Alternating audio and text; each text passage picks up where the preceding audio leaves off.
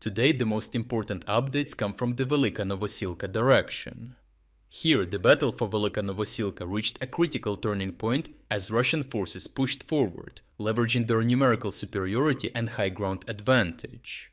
With the last remaining Ukrainian supply route under attack and relentless assaults underway, the fate of Velyka Novosilka was at stake. After months of intense fighting, the Russian forces continued their offensive effort to take control of Velyka Novosilka. Despite being relatively small, Velyka Novosilka is still the largest town in 40 kilometers of fields and minor settlements, resulting in it being a key logistical node due to the many hardened roads running through it. This makes Velyka Novosilka a vital logistics hub to supply and sustain any future operations for either side. To capture the town, Russians are avoiding direct assaults and urban combat by instead attempting to cut off key Ukrainian logistics routes leading into Velyka Novosilka. Russian forces already held physical control of 2 out of 3 logistics roads, leaving the Ukrainian garrison with only the road in the west running through Vremivka. As cutting off this road would allow the Russian forces to cut off all supplies and reinforcements to the Ukrainian garrison in the town, Vremivka became the main focus point of the Russian offensive.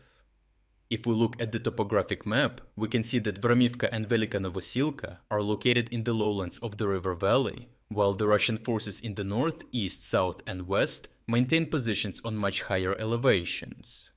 This allowed the Russian forces to enforce fire control over the Ukrainian garrison in Velyka Novosilka and support any of their assaults from up the hill.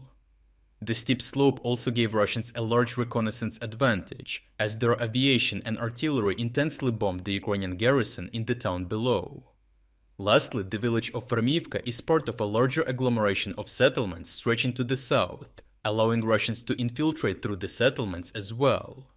However, as you may remember, the agglomeration of villages south of Vremivka was the site of the Ukrainian 2023 counteroffensive, and the heavy fighting left the towns completely reduced to ruins, eliminating the cover advantage for the Russians.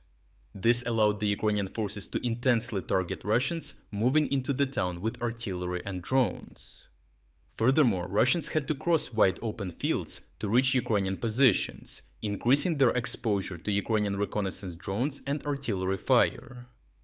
Geolocated combat footage from the area reveals the detection of over 14 Russian stormtroopers by Ukrainian drone operators due to their exposure in the open fields.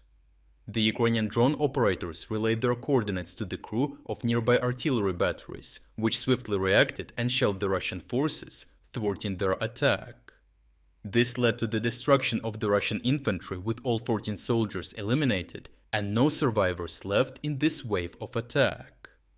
Other Russian forces that were not all detected and targeted by artillery shelling managed to enter the outskirts, only to be eliminated by drone strikes and Ukrainian small arms fire.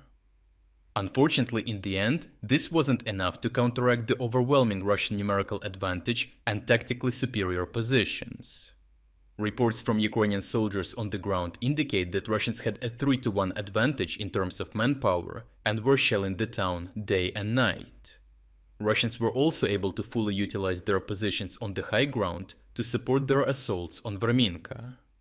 After Vremivka fell, they managed to cut off most Ukrainian supplies into Velyka Novosilka, spelling the end for the Ukrainian garrison. As Russians intensified their assaults and started establishing footholds within the town, Ukrainians understood that the perimeter was breached. They conducted a full withdrawal, with a rearguard action to prevent Russians from overrunning them. Overall, despite the Ukrainians' best efforts, the Russians were able to leverage their numerical superiority in combination with their high ground advantage to take Velyka Novosilka. The Ukrainian withdrawal was relatively successful, as Russians had dedicated most of their artillery support to target the entries to the town, allowing most Ukrainian groups to withdraw in good order. Despite the dynamic end of the Battle of Velyka Novosilka, with Russians raising the flag over the town, Western military analysts state that the front line will not collapse due to the difficult terrain and natural obstacles. If you are against the invasion of Ukraine and you want to support the work that I am doing, consider subscribing to our own independent news website. Here you can find our exclusive strategic insights, comprehensive overviews of all fronts, and regular tactical analysis videos. By subscribing, you will not only show your support for this channel, but also help and defend independent journalism. The link to our website is in the description. Thank you for watching this report, and I appreciate everyone who stepped up to join us.